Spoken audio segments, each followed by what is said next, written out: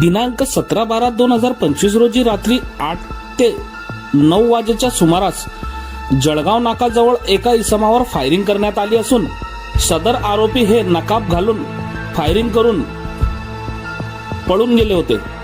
त्याबाबत आरोपींची माहिती मिळाल्याने भुसावळ बाजारपेठ पोलीस स्टेशनकडील अंमलदार police head constable Raman Kashinath Suralkar, police head constable Bhausaheb Ashok Patil, police naik Sopan Pandit Patil, चालक ASI हसमत अली अशांनी भुसावळ शहरात सतर्क पेट्रोलिंग करून सदर आरोपीबाबत गोपनीय माहिती मिळवून रात्री 12:30 वाजता भारतनगर येथील सौरभ सोनोने वय वर्ष 17 यास बंदूकसह ताब्यात घेऊन त्याला बाजारपेठ पोलीस स्टेशन येथे आणले असता त्याला विचारपूस केली असता त्याने त्याचे साथीदार वासिफ वसीम वय 16 राहणार मुस्लिम कॉलनी भुसावळ, आदित्य सुनील राखोंडे वय वर्ष 16 राहणार भुसावळ